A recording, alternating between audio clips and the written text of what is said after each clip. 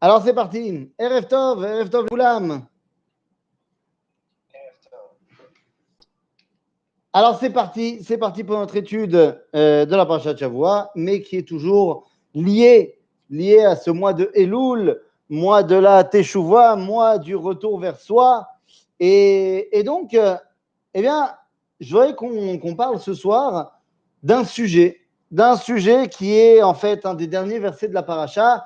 Pour moi, c'était un des versets de mon grand retour. Voilà. Il y a des gens qui font la bar mitzvah et il y en a qui la font en 2 temps. Donc, vous savez très bien mon histoire personnelle de bar mitzvah. Vous savez que c'était ma parashat bar mitzvah, la parashat Kitavo. Et vous savez très bien, je l'ai déjà raconté, que, eh bien, en plein milieu de la lecture de la Torah, je me suis évanoui sur le Sefer Torah. Oui, ça ne s'invente pas. C'est du live, c'est de l'officiel. Je ne connais pas beaucoup de gens qui ont refait ça. Donc, bah oui, non mais. T'es doublement enregistré, donc oui, non mais ça c'est. Et tu veux que je te dise la vérité? Je suis sûr qu'il y a des enregistrements qui traînent du jour J. Faudrait vérifier. Il y a des dossiers, je pense qu'on peut. Un bon hacker, il pourrait les retrouver. Tout ça pour dire, il paraît que, tu sais, j'avais un costume vert comme ça, enfin pas vert pomme, mais genre vert foncé et tout ça, machin. Il paraît que j'avais le même teint que le costume. Mais enfin bon, quoi qu'il en soit, donc je me suis évanoui vers la fin de la lecture du Shishi. Donc en plein milieu des clalotes de Parashat Kitavo. Et donc on m'a sorti du terrain. Voilà, pour que je reprenne mes esprits, qu'on me donne du coca, et je reviens, parce qu'en fait, je suis tombé, mais j'ai jamais vraiment perdu connaissance. On me donne du coca, tout va bien, je dis qu'est-ce qui se passe, tout va bien, et on me donne un chumash, on me demande est-ce que tu es capable de lire, je dis ouais, et donc je repars, je reviens pour le shvi, et je reviens, mais à ce moment-là, la synagogue était pour la première fois de sa vie silencieuse, pleine et silencieuse, d'attendre de voir ce qui va se passer, l'expectative. Et là, je reviens et je balance le shvi. Et dans le shvi, eh bien, dans le chapitre 29, verset 3, donc de la paracha de Kitavo du livre de Dvarim, on nous dit comme ça. Velo natan Hashem lachem lev lada'at ve'enaim lirot ve'oznaim lishmoa ad hayom hazeh. Dieu ne nous a pas donné de cœur pour comprendre, de yeux pour voir et d'oreilles pour entendre jusqu'à aujourd'hui. Alors, c'est un verset qui est dur, qui est doublement dur, parce que bon, déjà, c'est dur de savoir que jusque-là, on n'avait rien compris. Mais au-delà de ça, c'est doublement dur parce qu'il y a un verset dans Shemot qui semble nous dire l'inverse. Le verset qui vient conclure. On m'entend pas bien? Là, oui. Attends. Là, on t'entend bien. Là, on m'entend bien? Là, on t'entend très bien. D'accord. Donc, je disais, c'est doublement un problème parce que, bon, déjà, c'est pas cool de se dire que Dieu nous a pas laissé comprendre jusqu'à maintenant. Mais au-delà de ça, parce qu'il y a un autre verset dans le livre de Shemot qui semble contredire ça. Lorsqu'on vient conclure l'histoire de Mahamad Ar-Sinaï, on nous dit Atem reitem kimin hashamayim dibarti imachem. Genre, vous avez vu. Et là, on nous dit, là, vous avez rien vu. Qu'est-ce que ça veut dire cette histoire? On a vu, on n'a pas vu, Il va falloir qu'on comprenne un petit peu ce que c'est que cette histoire de Velon Natan Lachem Hashem Lev Ladat Veinaim Lirot Veoznaim Lishmoa. Pourquoi est-ce qu'on ne pouvait pas comprendre à l'époque? Qu'est-ce qui nous manquait à l'époque pour que véritablement ça nous parle? Les amis, on va rentrer dans le vif du sujet. Alors, je ne sais pas quels sont les gens qui suivent tous les cours que je fais tous les jours, mais il y a une notion que j'ai évoquée dimanche, dans un cours que j'ai donné dimanche. La Teshuvah ne peut s'inscrire que évidemment dans un langage qui me parle, mais au-delà de cela, dans quelque chose qui me touche. Est-ce que tout le monde peut se mettre en mute, parce qu'en fait, c'est ça le problème. Il y a un gros brouillage. Est-ce que tout le monde peut appuyer sur le bouton mute? Merci. Le bouton silence. C'est bon? C'est bon, on y va? Yofi. Donc, dimanche, j'ai évoqué, pour cette dimension de tchouva, j'ai dit qu'il faut que ça soit quelque chose il faut que ce soit un langage qui me parle, mais qui me touche surtout. C'est-à-dire que mon rapport à Dieu est basé sur des éléments qui me sont très, très personnels. Peut-être que toi, ton rapport à Dieu est beaucoup plus fort que le mien, mais il est basé sur des choses qui ne me parlent pas. Peut-être que toi, tu es un intello. Toi, tu es un intellectuel et donc ton rapport à Dieu passe par le limoud, par l'intellectualisation de la Torah et par l'étude. Mais moi, j'arrive pas à étudier. Moi, j'arrive pas à me poser sur un texte. C'est pas ça qui me parle. Moi, ce qui me parle, c'est un grand tiche chassidique. Moi, ce qui me parle, c'est un bon repas avec des zmirotes et des belles chansons Karlibar. C'est ça qui me parle. Moi, c'est pas le limoud qui me parle. Donc, si toi, tu viens et que tu essayes de me raviver la flamme en me donnant un texte du Rav Kook, ça ne marchera pas. De la même façon, celui qui est un mec sikhli, si tu viens avec tous les nigounim du monde, c'est une perte de temps pour lui. Chacun d'entre nous a son route mekacher, à sa corde qui le rattache à Kadosh Baruch Hu. Et c'est de cette corde que j'aimerais parler 2 secondes. Quand on parle de Velo Natan Lachem Hashem Lev Ladat. Vous savez, il y a dans le Gemara 2 histoires qui se ressemblent, mais qui ne s'assemblent pas du tout. Qui se ressemblent, qui ont la même ambiance, mais qui ont une fin complètement différente et un enseignement diamétralement opposé. La première histoire, on peut la trouver dans le traité de Avodah Zara, à la page 17. On nous raconte l'histoire d'un bonhomme, je ne sais pas si on l'a déjà évoqué, qui s'appelait Rabbi Elazar ben Dordia. C'est une histoire assez connue. C'est qui ce bonhomme-là? Eh bien, on nous raconte que ce Rabbi Elazar ben Dordia, il n'a jamais, mais alors jamais, au grand jamais, il n'a jamais laissé passer l'occasion d'aller découvrir une nouvelle prostituée. C'est-à-dire que nous dit la Gemara, Lo haya zona achat sheiniach velo baalea. C'est-à-dire qu'il les a toutes essayées. Donc tu vois que c'est un mec qui n'est pas dans la plus grande kedusha possible. Et puis on nous raconte qu'un jour il a entendu parler d'une nouvelle fille sur le marché. Et cette nouvelle fille sur le marché, eh bien, elle était loin, elle était bechoul, bekraché ayam. Mais elle prenait une poche de dinars pour faire sa besogne. C'est pas très cher. Donc non seulement nouvelle, elle fait des promos, yalla, on y va. Et donc ce monsieur, Elazar ben Dordia, il y va, il va la voir. Et à ce moment-là, nous raconte le Talmud qu'au moment où ils étaient en train de s'adonner à des plaisirs charnels, eh bien on nous raconte qu'elle a lâché une flatulence odorante. Bon, à ce moment-là, évidemment que ça a jeté un vent, hein, j'ai envie de dire, et qu'effectivement, il a fait une grimace. Et elle, pour se défendre, elle a dit, écoute, c'est pas la peine de me regarder comme ça, de la même façon que ce vent-là, eh ben, il ne reviendra pas d'où il est sorti, c'est trop tard, et bien de la même façon, Elazar ben Dordia, c'est trop tard pour qu'il fasse teshuva. Genre, t'es tombé trop bas. C'est-à-dire, t'imagines, le mec, il est tombé dans la prostitution, mais une prostitution sale qui pue. Zemamash avoud, lui dit-elle.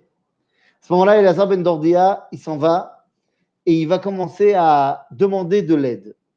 Demander de l'aide à qui? Eh bien, la Gemara nous dit d'abord aux vallées, aux montagnes, ensuite au ciel et la terre, ensuite au soleil et aux étoiles. Et il comprend, alors que tout le monde lui répond qu'ils ne peuvent pas l'aider, il comprend que Ein Adavar Taloui Elabi, ça ne dépend que de moi en fait. Il nous dit la Gemara, il met sa tête entre ses jambes et il pleure jusqu'à ce que son âme sorte de son corps. Et à ce moment-là, une voix sort du ciel et dit Rabbi Elazar ben Dordia, mezuman lechaye olam haba. C'est-à-dire que lui, sa teshuva, cet homme-là, a dû passer par sa mort. Pourquoi? Eh bien parce que, comme on a dit, c'est un homme qui toute sa vie était dans la Havera. Toute sa vie, il était avec ces demoiselles, Bekrach et Hayam. Il n'avait donc rien pour le rattacher dans cette vie à sa relation à Dieu. Mitato kaparato. C'est terrible, aval ze mayesh. Et puis on arrive à une autre histoire complètement. Et cette autre histoire, on la trouve dans le traité de Menachot, à la page 44. Et dans cette autre histoire, on nous raconte quelque chose qui ressemble. On nous parle d'un homme, on ne nous dit pas son nom, on nous dit juste que cet homme-là, Ouaya Zahir ben mitzvah tzitzit. C'est tout ce qu'on sait de lui, qu'il était, pour lui, les tzitzit, c'était très important. C'était peut-être la seule mitzvah qu'il faisait, mais celle-là, il la faisait. Aya Zahir ben mitzvah tzitzit. Ok, plasma. Mais il avait quand même une tendance aussi à aller voir des demoiselles. Et nous dit la Gemara que lui aussi, il a entendu parler d'une nouvelle prostituée. Mais attention, pas le même style. Là, on parle d'une prostituée de luxe. Attention. On parle d'une escorte de Ligue des Champions parce qu'elle prenait, alors elle aussi, elle habitait Bechoul, mais elle prenait 400 pièces d'or pour sa petite affaire. Donc, c'est autre chose. Mais il va lui faire un virement bancaire et ensuite, il va prendre rendez-vous. Lorsque arrive le moment du rendez-vous, il arrive et il se fait recevoir par la secrétaire de la madame. Il attend en salle d'attente. Donc, on voit que c'est mamash meshouchlal. C'est vraiment high standing, mais c'est un high standing fait par l'homme. Et à ce moment-là, eh bien, la madame lui dit qu'il entre. Elle lui a préparé 6 lits d'argent et 1 lit d'or. Entre chaque lit, une échelle d'argent et entre le dernier lit d'argent et d'or, une échelle d'or. Et elle l'attend nue sur le lit du haut. Et lui, il monte. Et quand il arrive dans le dernier lit, eh bien, il se dévêtit, évidemment. Et à ce moment-là, dit la Gemara que Baou arba tzitziotav vetafrulo alpanav. Ces tzitzit de sa tunique sont venus lui fouetter le visage au moment où il se déshabille. Et ça va complètement lui faire tourner la tête. Il redescend s'asseoir et il s'assoit par terre, nu. Maintenant, t'imagines qu'elle n'a pas l'habitude d'avoir ce genre de réaction. Donc, elle descend aussi s'asseoir à côté de lui et elle lui dit, écoute, je te jure que tu ne partiras pas d'ici tant que tu ne me diras pas ce que j'ai fait de travers. Je veux dire, quelle faute professionnelle. J'ai jamais vu quelqu'un qui descend en me voyant. Il lui répond, écoute, je te jure, je n'ai jamais vu de femme aussi belle que toi. Mais une mitzvah nous a donné Dieu et c'est la mitzvah de tzitzit. Mais c'est une mitzvah. Il y en a donné 613. Mais c'était ma mitzvah. Ou alors peut-être parce que mitzvah tzitzit, c'est keneged kol ha-mitzvot. Mais une mitzvah nous a donné Dieu. Et cette mitzvah-là, maintenant, ces tzitzit-là sont devenus pour moi comme 4 témoins qui étaient en train de témoigner de ce que j'étais en train de faire. Et donc, je ne peux pas. Et à ce moment-là, elle lui dit, écoute, tu ne partiras pas d'ici tant que tu ne m'auras pas noté ton nom, ta ville, le nom de ton rave et le nom de la yeshiva où tu étudies. Finalement, il le fait, il lui donne et il s'en va. On ne sait pas d'autre chose à son sujet, parce qu'on, par contre, elle, on sait qu'elle va vendre tous ses biens. Un tiers, elle va donner aux impôts, un tiers, elle va donner aux bonnes œuvres, et un tiers, elle garde avec elle. Et elle part. Elle part en Israël et elle va au Beth Midrash de Rabbi Chia. Semble-t-il, c'était lui le rabbin qui avait été noté sur la feuille. Il dit Rabbi Sivani ve'asuni georet. Dis-moi ce qu'il faut faire, je veux me convertir. Elle a été terriblement émue et impressionnée par la mitzvah de cet homme-là. Elle dit à Rabbi Chia, convertis-moi. Et Rabbi Chia lui dit, dis-moi, tu ne serais pas en bisbise comme ça avec un de mes élèves? Et il lui dit, écoute, Akol Beseder, il l'a converti finalement et il les marie. Et finalement, eh bien, l'union qu'il voulait avoir, Be'issour, ils l'auront Be'mitzvah. C'est-à-dire qu'on voit que 2 histoires qui se ressemblent, mais il y a quand même une différence. C'est que la deuxième finit quand même beaucoup mieux, Mais pourquoi elle finit mieux?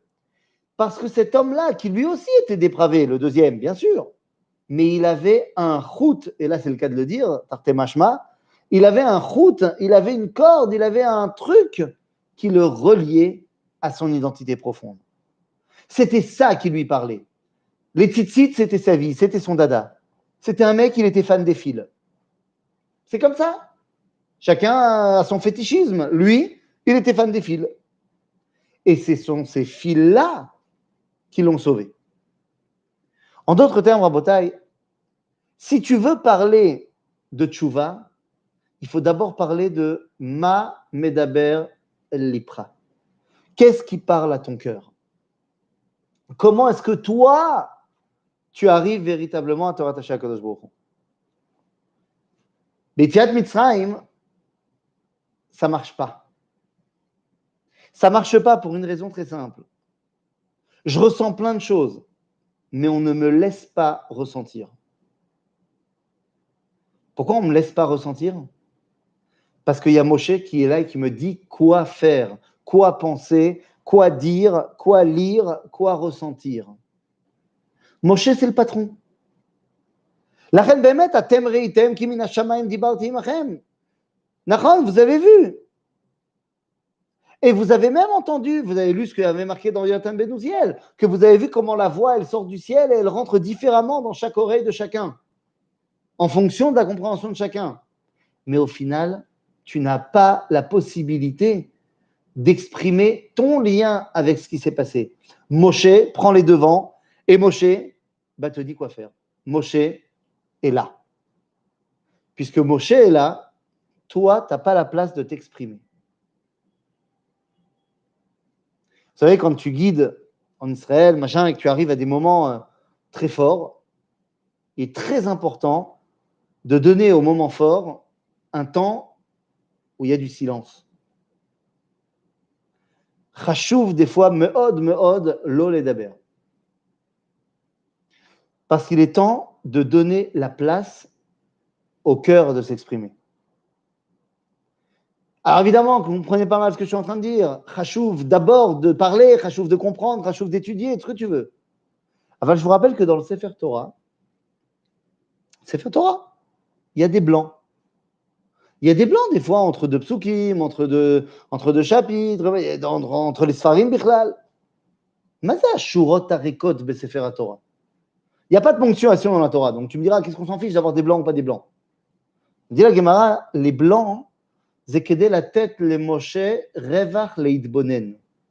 C'est pour donner à Moshe du temps où. Attends, deux secondes. J'intègre. Mais j'intègre pas seulement là. Il faut que j'intègre aussi au niveau de ce que je ressens.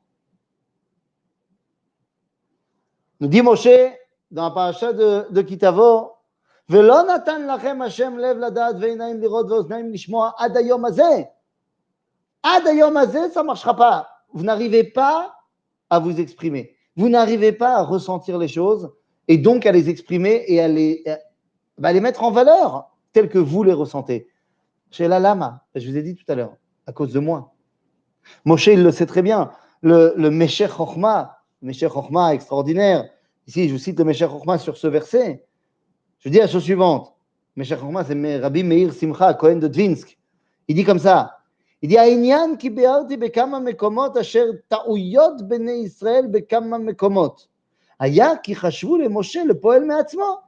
ולכך האל השופע והבדילו מן היוצר, והוא לא היה רק לפה לאלוהים לדבר איתו, ולהודות הנוגע לכלל ישראל. ואיפה ראו כי משה מעצמו אינו מנהיג ואינו שופע מאומה. ביום שמת משה, אז הבינו כי מחומר קורץ כמותם, וגם הוא בן תמותה. Dit Meshech Chochma, Moshe il dit, jusqu'à présent, vous n'avez toujours pas compris. Parce que jusqu'à présent, je suis là. Mais j'ai beau vous avoir expliqué pendant 40 ans que c'est Elohani, c'est Akadosh Baruch Hu, et vous devez vous lier à lui et pas à moi. Vous n'arrivez pas à comprendre. Vous continuez à penser que ça passe par moi. Que ça passe par moi. Altidagou. Aujourd'hui, je vais mourir.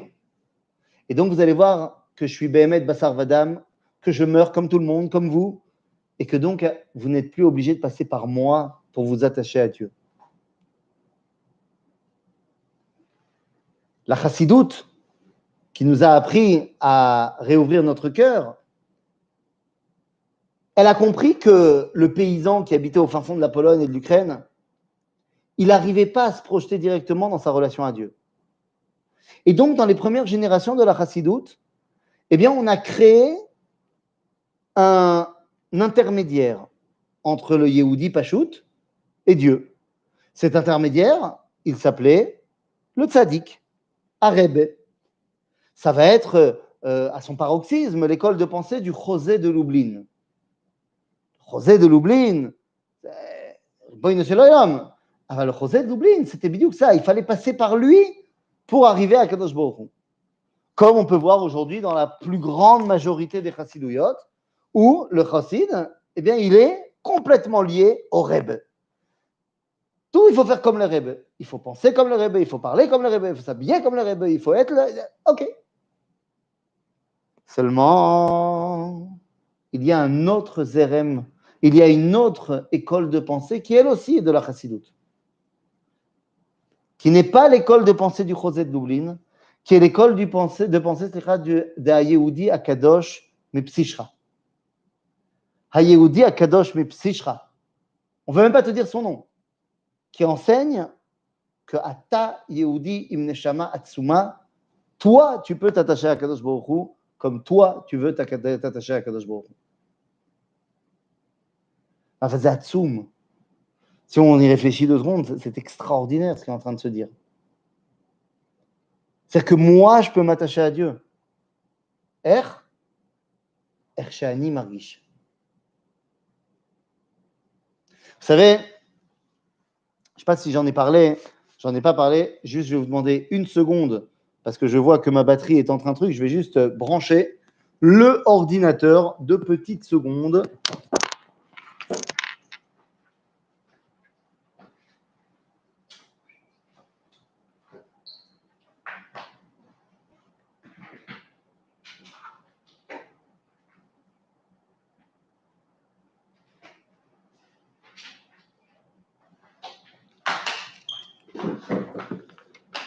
Hop là, et voilà.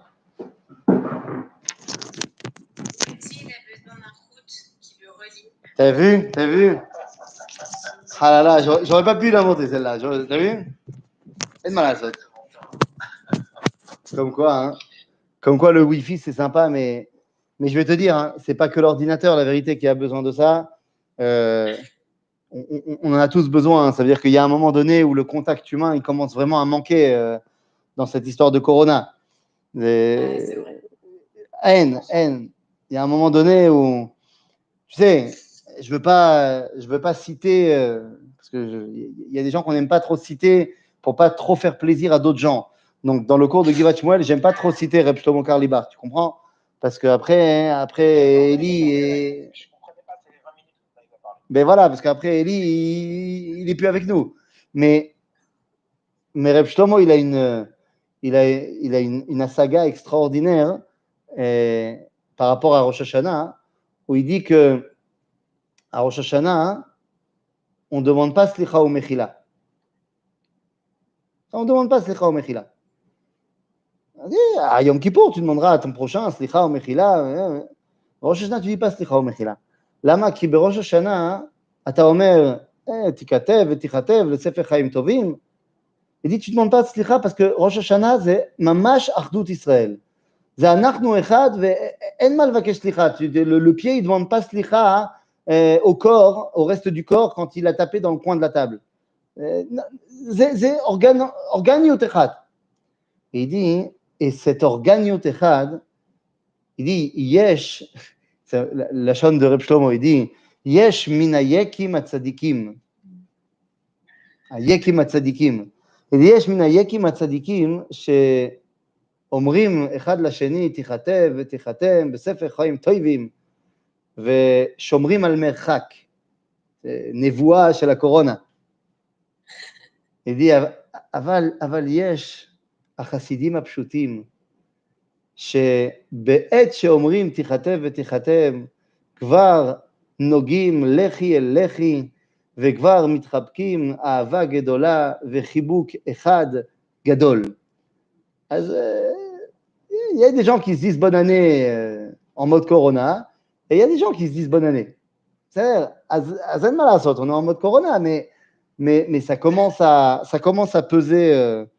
Voilà, c'est... Tu peux pas savoir, il y a notre choule où on a 800 à 1000 personnes le vendredi soir. Il y a des gens en ce moment qui en parlent au passé. J'ai vu un nouvel immigrant qui est arrivé à Givat Shmuel il y a 2 semaines. Il m'a dit, il paraît qu'il y avait une choule extraordinaire où il y avait 1000 personnes le vendredi soir. Et moi, je ne peux pas supporter qu'on en parle au passé. Je ne peux pas supporter ça. C'est pas possible. Mais je comprends pas. Moi, je comprends pas. C'est à Yom Ha'atzmaut ou à Yom Yerushalayim que vous priez là dans le terrain de basket là? Yom Ha'atzmaut. Et bien alors pourquoi vous priez pas tous les vendredis soirs dans le terrain de basket? Talk to me about it. Moi, je suis pour. Non, ça veut dire ça permet d'avoir plus de gens. Complètement, mais de toute façon, vu les limitations même en extérieur, et qu'on était, le nombre de personnes qui est autorisé, et qu'on était plus de 800, même sur le terrain de basket, ça ne marcherait pas en fait. Bah d'accord, peut-être plus de 800, non, mais à l'intérieur, tu es limité à 20, dehors, tu peux quand même aller un petit peu mieux. Je sais pas, je crois que... Là, c'était 20 à l'extérieur. Ouais, maintenant, ils ont un peu changé. Ouais, je crois que non, de toute façon, moi, j'ai décidé dans ma synagogue que dans la feuille que j'envoie, enfin que je donne toutes les Shabbats, j'ai changé un petit peu le texte et comme ça, tout va bien. C'est-à-dire qu'au lieu de marquer Zmané Tfila, j'ai marqué Zmané Afghana. Donc comme ça, c'est bon. C'est bon. Si c'est une Afghana, on peut être 1000 et on peut enlever les masques. Donc c'est bon. C'est sûr. Donc, Bekitsour, non, tout ça pour dire que c'est chasser. Non, mais je peux continuer à souligner parce que notre choule, en fait, elle est dans un Olam Irouim. Et dans les Olam Irouim, il y avait jusqu'à il n'y a pas longtemps l'autorisation de 250 personnes. Oh.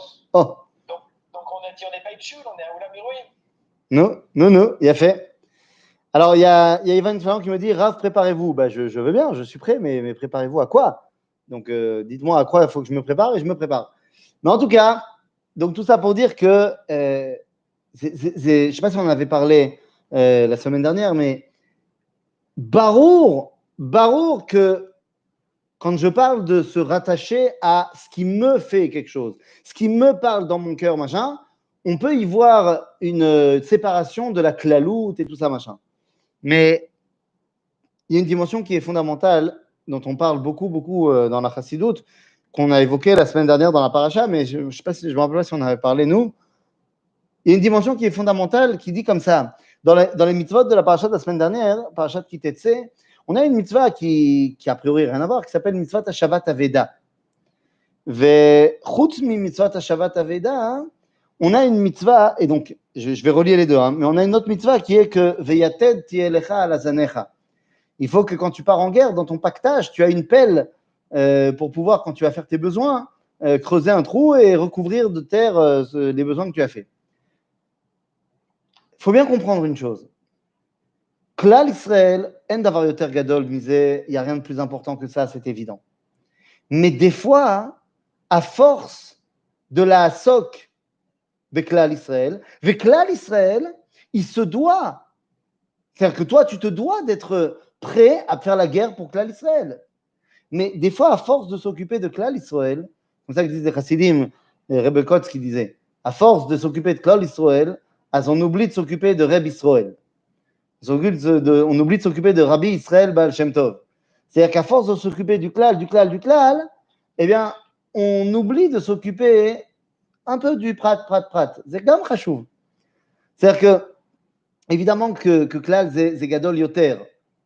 Mais pour que moi, en tant qu'individu, je puisse dévoiler mon appartenance au klal Israël et apporter ma pierre à cette grandeur, eh bien, il faut que moi aussi, j'ai quelque chose à donner. C'est pour ça que lorsqu'on te dit mitzvah Shabbat Aveda, nous dit Aorach Chaim Akadosh, qu'il ne s'agit pas ici de simplement un objet.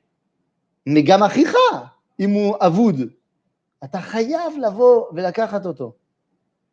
Parce que lui, en tant qu'individu, il est olam umlo. Donc, velo natan lachem Hashem lev ladat. Parce que Moshe, il est trop là. Alors attends, il y a quelqu'un qui écrit, la Géoula a commencé, le président Trump et Canon sont en train de nettoyer le marais. J'ai rien compris. Alors là, je n'ai rien compris. Désolé. Rien compris. Si vous voulez que je réponde ou que je truc, il va falloir m'expliquer parce que là, je n'ai pas compris.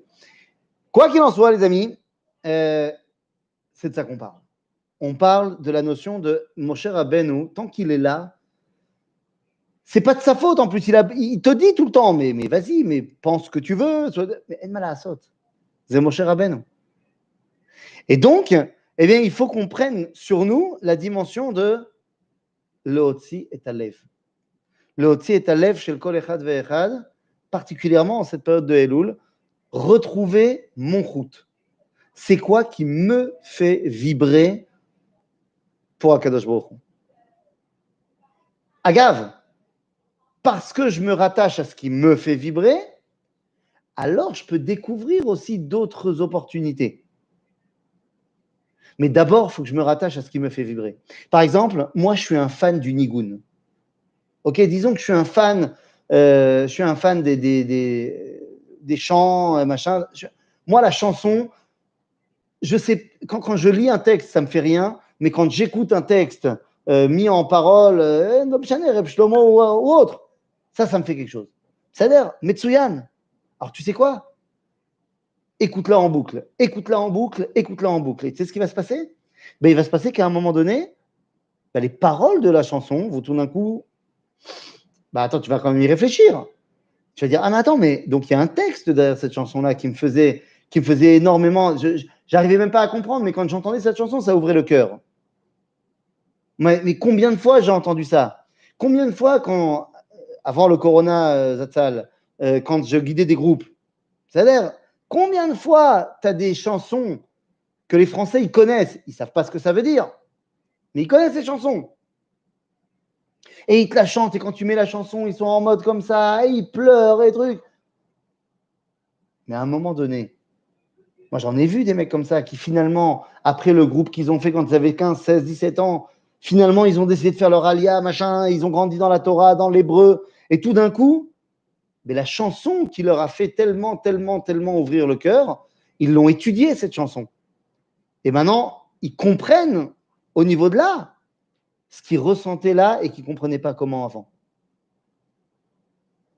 En d'autres termes, si je me rattache à mon route, alors j'ai une chance de pouvoir finalement me rattacher à d'autres routines.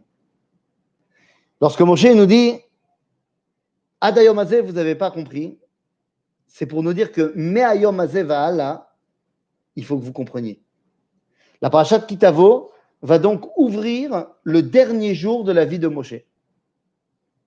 C'est-à-dire que Kitavo, la fin de Kitavo du moins, Kitavo, Nitzavim, Vayeler, Azinu, Vezot Abracha, ont tous été dit le 7 Adar, de la 120e année de la vie de Moshe. C'est-à-dire qu'il commence un grand monologue pour nous donner ses dernières directives. Et quelles sont ces dernières directives? Eh bien, ces dernières directives, on va les trouver cette fois pas au chapitre 29, mais au chapitre 32, au verset même Vav. C'est peut-être le dernier verset dans la paracha de Haazinu, donc je vous emmène loin, le dernier verset que Moshe va donner au clan d'Israël avant de parler spécifiquement à chaque tribu, dans Vezot HaBeracha. Il dit la chose suivante. Vayomer alehem, simu levavchem bechol hadevarim asher ani meid bechem hayom. Simu levavchem bechol hadevarim asher ani meid bechem hayom. Mettez vos cœurs dans tout ce que je suis en train de vous dire. Kilo davar rek umikem. C'est pas quelque chose de vide. Ah ben c'est quoi cette histoire de Simu Levafrem? Simu Levafrem, ça ne veut pas dire faites attention. Ça, en hébreu moderne, on dit Simu Lev, ça veut dire faites attention. Voilà, Simu est à lève. Combien de fois, allez, viens, on est très honnête. Combien de fois on a été faire Mincha et le lève, il n'y était pas? On a fait Mincha, on a fait Arvit. Combien de fois on a fait une mitzvah On a fait une mitzvah. Combien de fois on a fait une bracha, stam, avant de manger? C'est-à-dire, on a fait. C'est bien, il faut. Je dis pas. Je dis pas. Alors, je vois qu'il y a ici, alors attention, attention. Alors si je vais comprendre maintenant. Il y a actuellement plein d'arrestations de personnes célèbres pour des actes horribles. Il avait un plan de génocide mondial et de mise en place d'un nouvel ordre mondial. Mais Bezrat Hashem, c'est en train d'être mis à jour. Alors, je ne sais pas vraiment de quoi vous parlez, mais de toute façon, je ne vois vraiment pas le rapport avec ce qu'on dit. Donc, soit vous m'expliquez en quoi c'est en contact avec ce qu'on est en train de dire, sinon on peut en parler plus tard, mais là, je vois pas, désolé. Quoi qu'il en soit, les amis, de quoi on est en train de parler?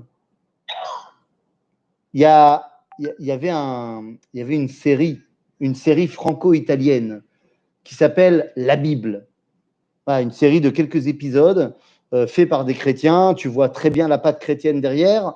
Mais Yahamer Lisrutam, on va dire la vérité, ils ont toute une partie sur le Nouveau Testament, laisse tomber, mais toute la partie, il y a quelques chapitres sur le Tanakh, et plus particulièrement sur la Torah, ben, les épisodes, ils sont bien. Bon, il y a plein d'erreurs, mais Yachassit, c'est beaucoup mieux que le prince d'Égypte. C'est-à-dire qu'il y a 2 épisodes d'1h30 sur Moshe, qui s'appelle Moïse. Ben, je t'assure que c'est le meilleur film que j'ai vu sur l'histoire de Sefer Shemot. Beaucoup mieux que le prince d'Égypte, que les 10 commandements, tout ça, machin. Et donc, il y a un film aussi sur Yaakov, donc qui dure 1h30, sur l'histoire de Yaakov, bon, machin. Hein. Il y a plein d'erreurs, évidemment. Et il y a une erreur qui est une erreur, historiquement parlant, mais zéméanienne. C'est-à-dire que tu vois à un moment Rachel qui vient amener à manger à Yaakov, il est en train de travailler dans les champs, machin, et Rachel vient lui donner à manger, et tu vois que Yaakov, il s'assoit, il prend le pain, et tu vois qu'il est dans l'action, il allait le manger, et là, il s'arrête, il ferme les yeux, et il fait une bracha. Bon, c'est complètement problématique, les brachot, elles n'ont pas été à l'époque des Havot, tout ce que tu veux, dada, l'homme chané. L'idée, combien de fois, nous, quand on avait faim, on a pris le manger, ou alors combien de fois, on a oublié de faire la bracha. Combien de fois, par contre, on s'est posé, on a pris le manger dans la main, et on s'est concentré 2 secondes sur ce qu'on était en train de faire. Salut! Et on s'est concentré 2 secondes sur ce qu'on était en train de faire. Baruch ata Hashem Elokeinu melech haolam she'akol niya bidvaro. C'est bracha. C'est une bracha extraordinaire. She'akol niya bidvaro. C'est-à-dire, mais quand tu y penses, quand tu mets ton cœur dedans, et malasot, très souvent dans notre vie, si déjà on fait les mitzvot, on les fait de manière, j'ai envie de dire, automatique. Un peu mieux, on les fait de manière intellectuelle. Il est temps d'en remettre également la couche cœur. J'ai un ami, un avocat, Guillaume Shmuel, qui est aussi guide touristique, qui nous disait que dans des débats très très houleux entre certains de ses clients, il leur faisait faire la bracha de She'akol niya bidvaro pour les calmer. On met un verre d'eau, et il disait que ça calmait tous les esprits. Donc on fait une belle bracha. C'est un avocat qui donne des cours de chassidut. Il a fait et voilà, il disait qu'il faut faire une bracha. Bah, c'est nachon. Donc, en d'autres termes, c'est ce que Moshe nous enjoint de faire à la fin de son discours au peuple juif. Simu levafrem bechol hadevarim asher ani ma'id bechem hayom. La vérité, c'est que c'est pas seulement Moshe Rabbeinu qui dit ça. Moshe Rabbeinu il dit ça pour terminer la névoie de la Torah. Mais l'un des derniers prophètes de la névoie Bichlal, qui s'appelle Chagai, eh bien, c'est également cette parole de fin. Chagai Hanavi va nous dire dans le chapitre 1 de Chagai, verset 4, il dit Aet lachem atem lashevet bebatechem sfunim va'abayit hazeh charev. Am Israël est en train de revenir en Israël, mais le Beth Amikdash est toujours détruit à ce moment-là. Et il dit Ve'ata v'arshav כה אמר השם צבאות שימו לבבכם על דרככם. Ça y est, mettez vos cœurs dans ce qui est en train de se passer. Ce n'est pas possible que vous viviez ici, que le Beth Amikdash ne soit pas reconstruit et que ça ne vous fasse rien. Simu levavchem. Simoulev. Toute la journée, tu parles de ce qui te manque, de Keilou Bet Amikdash. Efosé. On lit les corbanotes tous les matins. Machin, avant Mincha. Et quand on lit les corbanotes, tu lis des psukim de Hocus Pocus, et ensuite tu dis Yehi Ratson, Keilou, Yehi Ratson Mefanecha, Shekeilou, Ikrafti, Ola. Keilou. Matai ani yochol להקריב עולה באמת? שים ta lève. Il est temps que tu t'intéresses vraiment à cette question-là. Mais c'est vrai pour tout. Je veux faire tchouva. Mais est-ce que ma tchouva, elle va se concentrer sur les actions que j'ai pas faites bien ou que j'ai faites bien? Ou est-ce que ma tchouva, elle va se concentrer d'abord sur Efo halev sheli im HaKadosh Baruch Hu? Efo hachut sheli? רבותיי, nous dit le Rambam, פשוט, זה דברים כל כך פשוטים. dit le Rambam, בהלכות תשובה, dans les lois sur la teshuva, attendez 2 secondes, Rav, on est en plein dans le sujet, on va voir qu'on n'a encore rien vu. D'accord, fallait faire comme ça, hein. Bon, maintenant j'ai compris. Bah écoutez, ce que vous dites, on va voir, comme vous dites. S'il y a effectivement des nouvelles données qui vont apparaître, on sera là pour essayer de les comprendre. Bien sûr, Akadosh Baruch Hu nous envoie des messages, c'est à nous d'essayer de les comprendre. Bevadaï. Donc nous dit le Rambam dans Ilchot Teshuvah, chapitre 10, Halacha 6, nous dit Davar yadua u barur שאין אהבת הקדוש ברוך הוא נקשרת בליבו של אדם עד שישגה בה תמיד, כראוי ויעזוב כל שבעולם חוץ ממנה, כמו שציווה ואמר בכל לבבך ובכל נפשך. וענדי לו רמב"ם, אבל זה בדעת שידעהו, ועל פי הדעת תהיה האהבה. אם מעט מעט, ואם הרבה הרבה.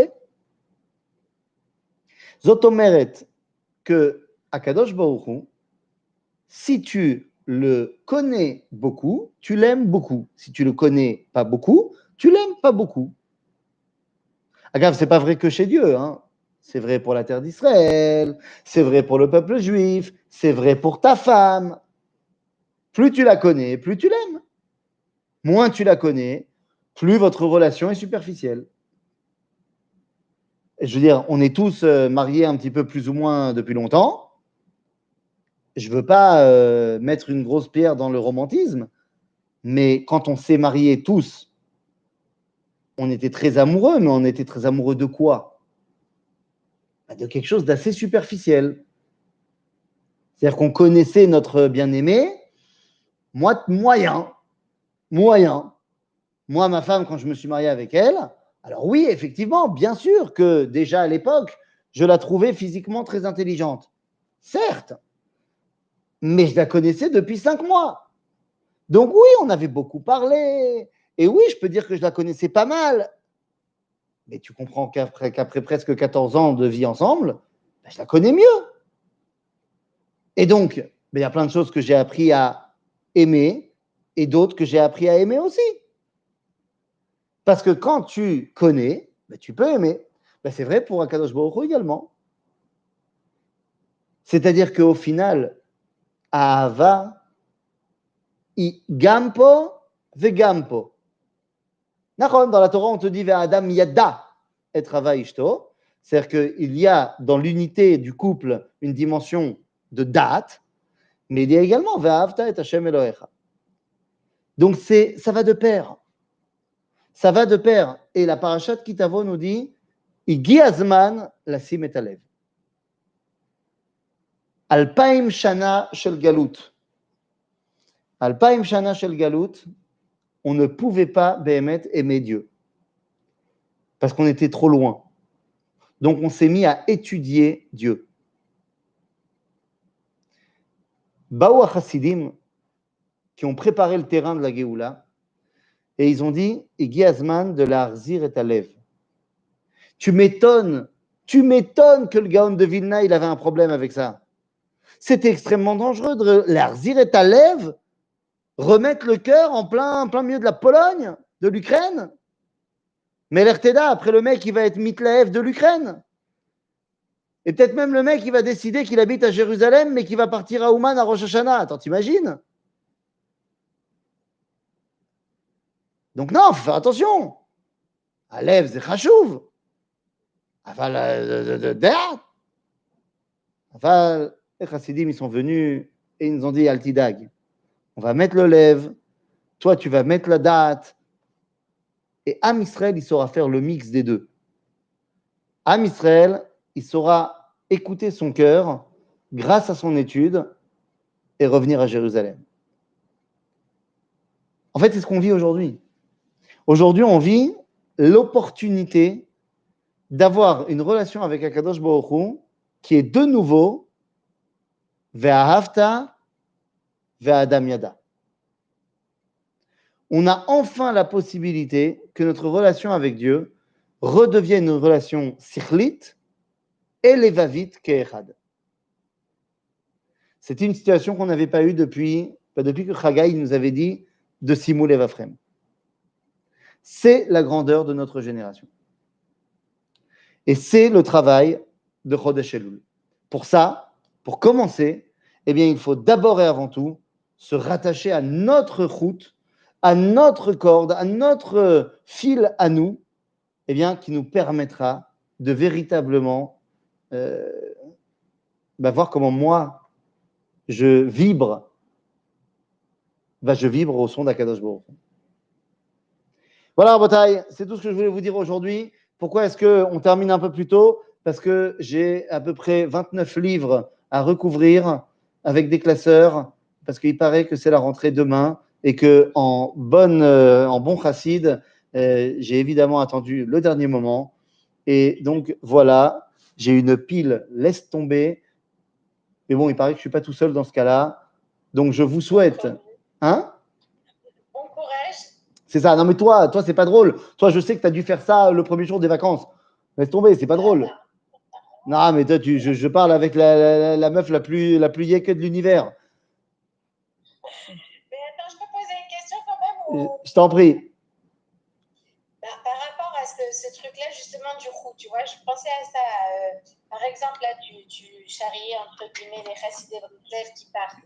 Mais si eux, c'est leur route, tu vois, est-ce que à quel moment ça reste un route? À quel moment on dit non, là, c'est plus un route, c'est déjà, tu vois... T'as raison. Un mec, de toute façon, quelqu'un qui part à Ouman, particulièrement cette année, j'ai envie de dire, il va pas me demander à moi ce que j'en pense. Ok? Ça, c'est la première chose. Ouais. Il est évident que si c'est ça... Mais ça change pas si lui, il te demande. Non, t'as raison. Dans ta manière de penser, est-ce que tu te dis c'est un route ou tu vois, c'est ça la question. L'homme est chané. Si c'est son route, c'est son route.